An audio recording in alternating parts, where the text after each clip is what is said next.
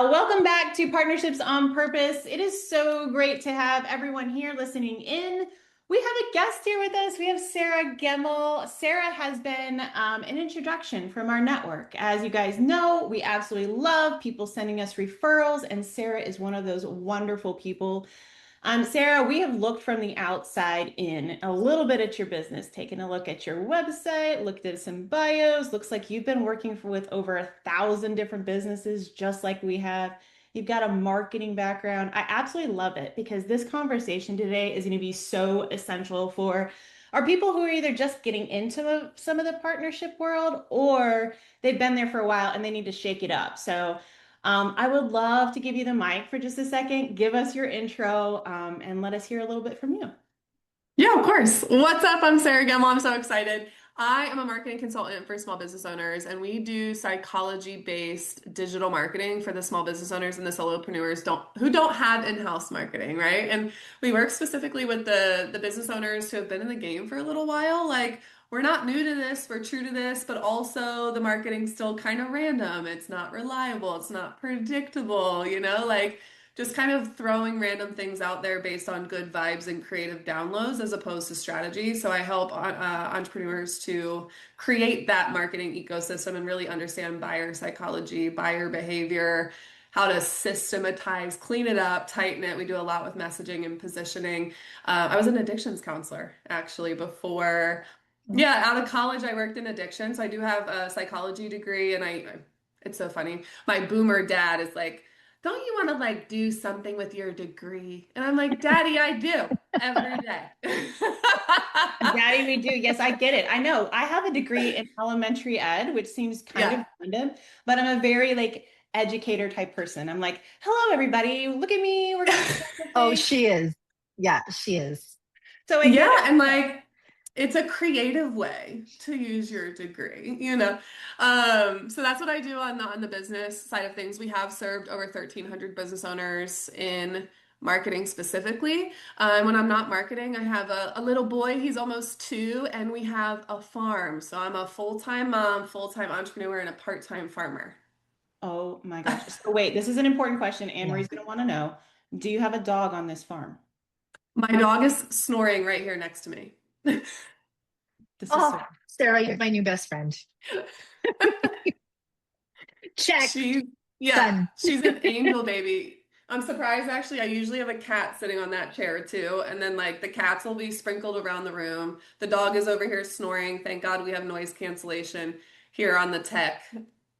yeah. I love it. I feel like we should like have dog whoever has a dog and is a guest on our show they should do a little appearance. I think that would be great. I would love that. I But they're just go watch snoring. They're like all the happily. dogs. I know. I'm just saying for future. Next time you're on, Sarah, just make sure that your dog is there. The dog should be like the headshot on the cover of the collab. Oh my God, I Yes. See, love we're it. creating I new love it. ways to market ourselves based on our loves of dog. I love this so much. Mhm. So, and the psychology background, like that is super Yeah. interesting. I have some of my backgrounds in education are actually in leadership. I was in the military for a while. And so I bring that in a lot of the times too, where I'm like, now I actually have like a degree in leadership. It's really weird.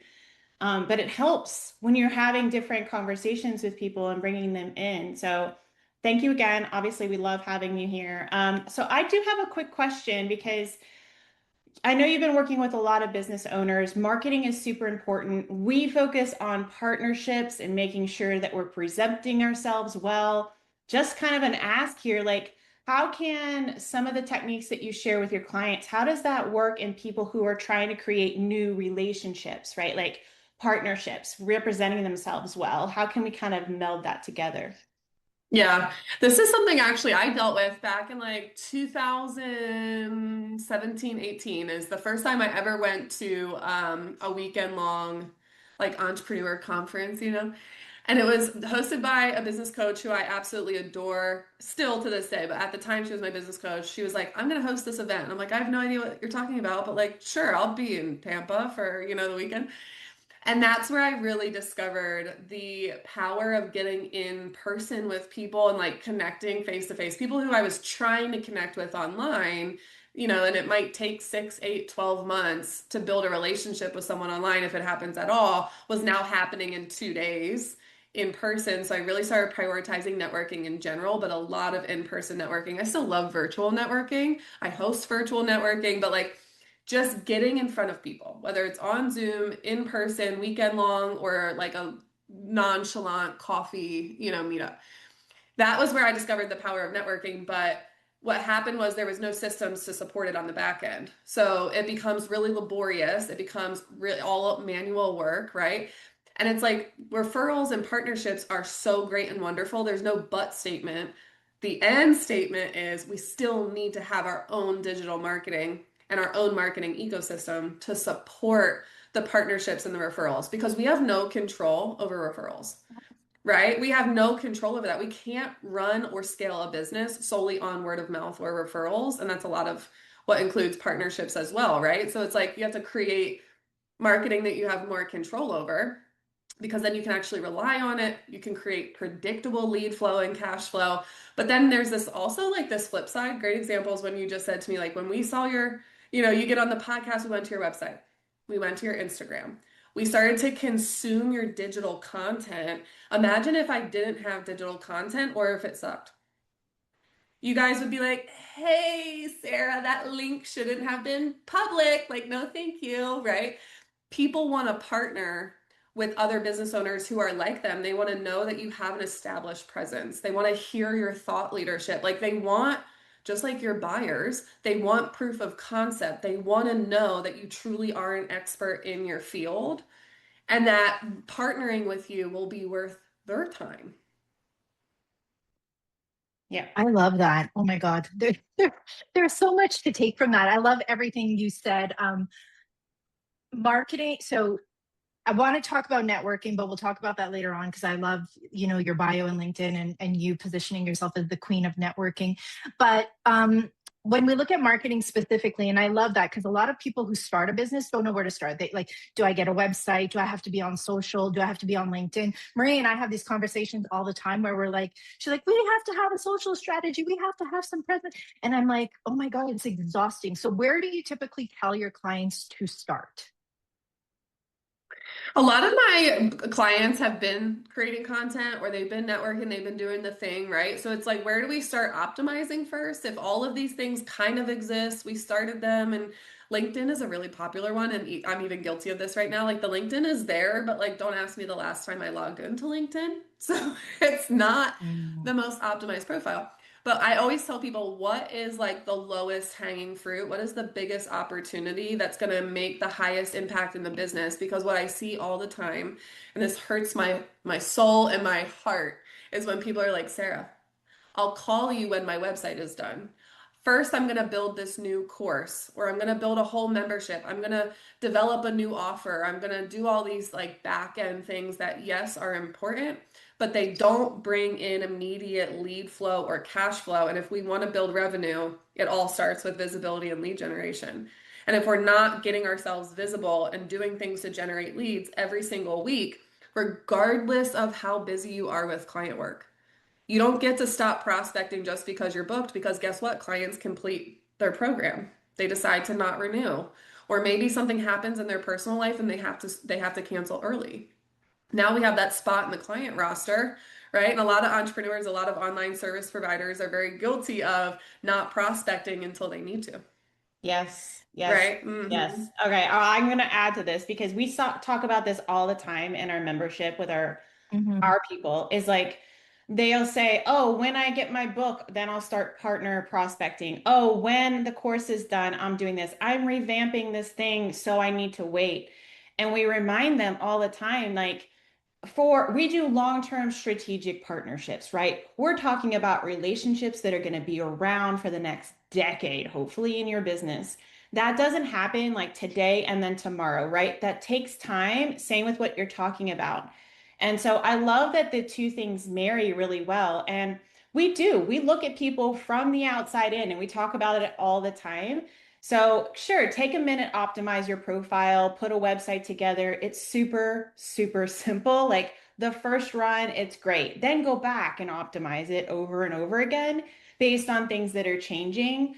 Mhm. But it does. It gives us some professionalism. It gives us a way to continue to prospect because we prospect and we teach our people to prospect constantly for partnerships. It's the same thing with lead flow because partnerships is a layer in your business. Like, right? Marketing is a layer in your business. Partnerships is a layer, a lead gen layer in your business. And so it just makes me feel better because, sometimes you say it to people and people are like, okay, Marie. And I'm like, no, other people are saying it. So now Sarah's saying it too. It just makes me feel so, Swear I'm not the only one. yeah, I'm not the only one. It's out there. Um, Well, and there's this like, there's people oftentimes think about networking from the standpoint of like themselves being the person who's showing up as the business owner, right? So like I'm showing up and I'm here to promote my business, but we forget to look at it as being the consumer of that information. mhm. Like, do you like if Marie comes to you or Anne Marie comes to you and the first day they're like, hey, let's partner on something, and you're like, we just No. met, right? We don't like when people do it to us, but then we go and do it to other Mhm. people. And it's like you have to give it time and you have to plant the seed and allow for that to take time, right? Because, like, it's the farming analogy we hear all the time in networking, but brand awareness and visibility is a great goal. And even if you're not promoting anything, or if you're completely booked and you're not taking new clients, none of that's going to turn over today or tomorrow, right? And you're just delaying your blessings by waiting. Yeah. Yeah. And we're absolutely, it's relationship-based marketing, right? We don't want any one-night stands around here. We want people to stay around for a while. And that's important. I mean, I don't know if you guys think, but like it's important for us to think about relationships and how those are built. And yeah, not just like automatically pushing people to promote them. And it's the icky part. It's the reason that Powerful Online Partnerships is a business exists is because we saw Yep. a lot of the icky that was out there that people were very stats based or transactional based without thinking about the person on the other side. And it just felt kind of funky. And it's just, yeah. So I'm glad that you're thinking the same way. I absolutely love it. Anne Marie, you had a question about the queen of marketing. Do you want to ask Sarah? Yeah, yeah. Can you I just love that. When I looked at your LinkedIn profile yesterday, I'm like, "Oh, I like this." Tell me a little bit about it. Like, where are you networking? You talked about being in person versus virtual. If you can just share a little bit about that and why you call yourself the queen of networking. Yeah, yeah. That was actually a term that I kind of like was like, for a long time. I didn't really fully embrace it for a long time, but I started being called that because of my approach to networking. I'm pretty decently connected. You can come to me for a plumber, a painter, or like a hypnotist, right? And I probably know someone who does all of it. So I am kind of well connected, but really it was my approach to networking, and I was sharing the strategies behind profitable networking that wasn't icky, gross, or weird.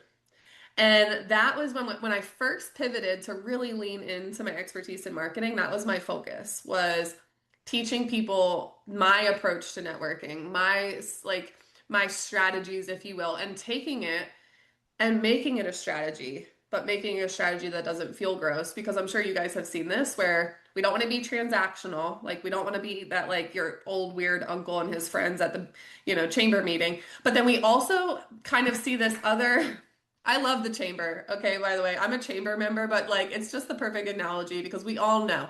Okay, we all know what I'm talking about.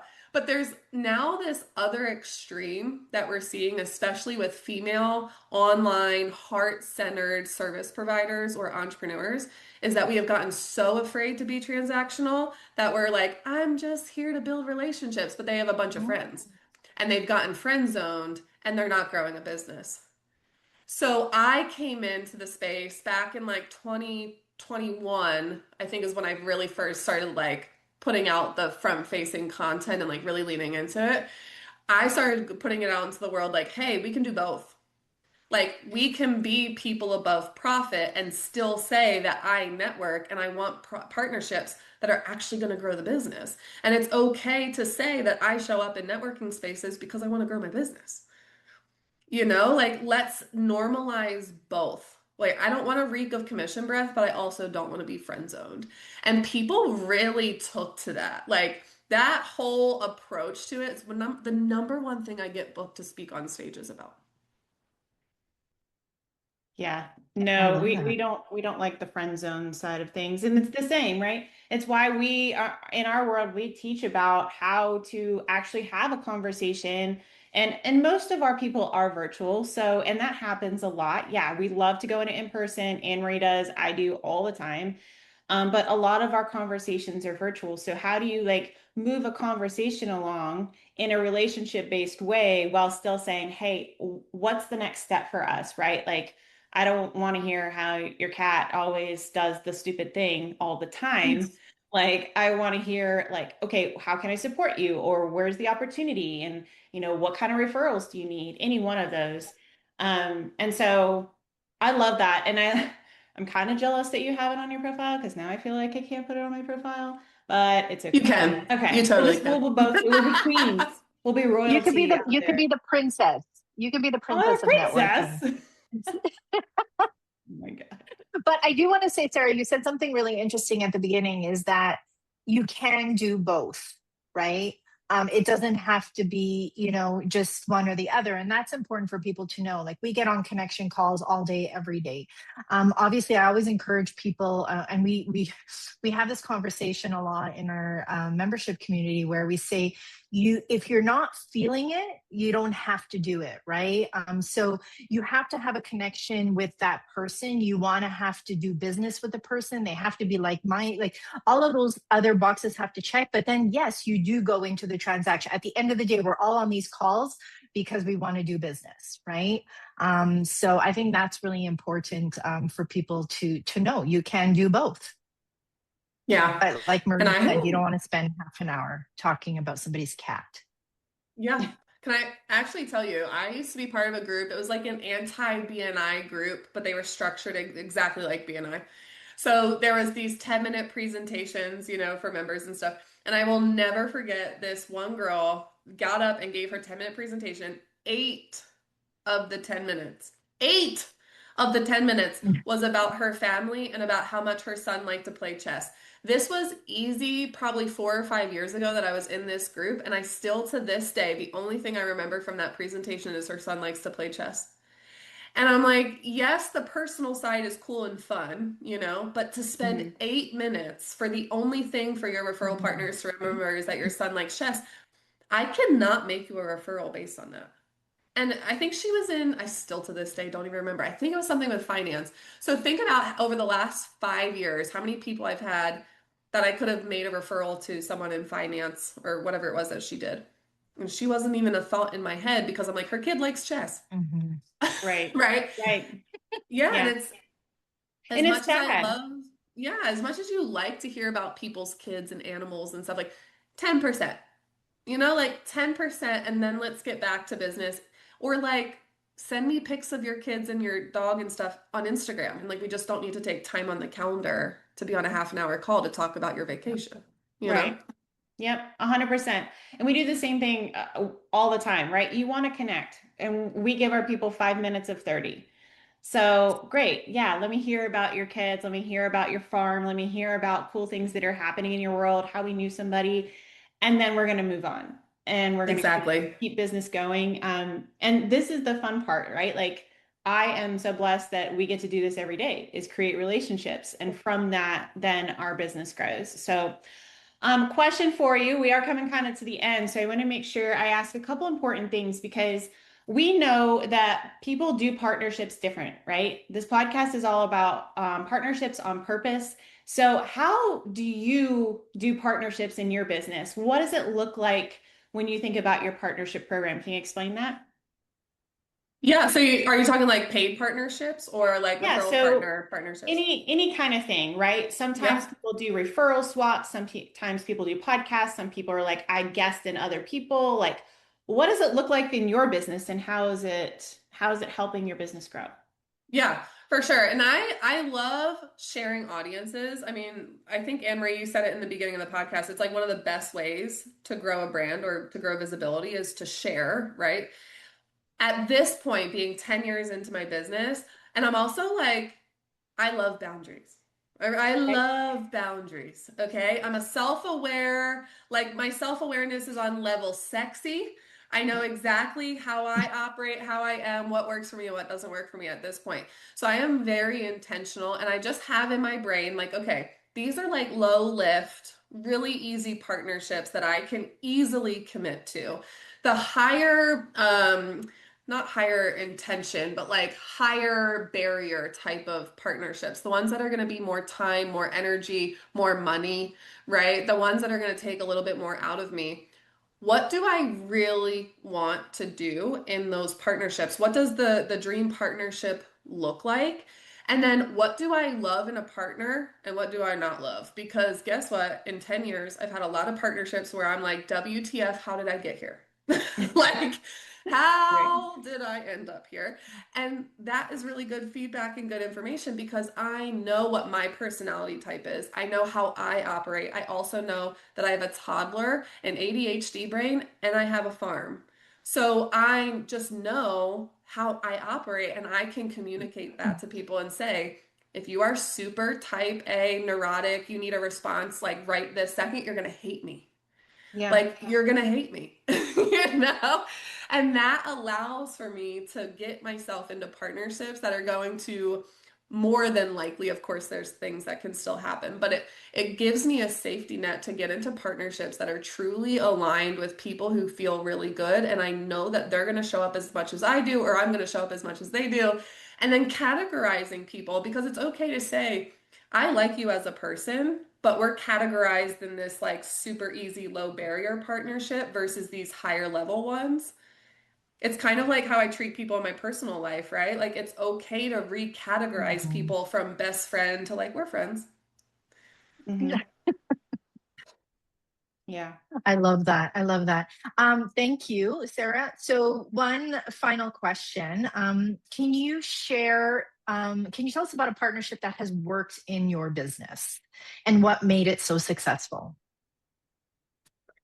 A partnership that has worked, you know what I really, really love is I love doing virtual networking collabs with other communities. So I find these other community leaders who I get along with really well, and we'll co-host like a virtual event.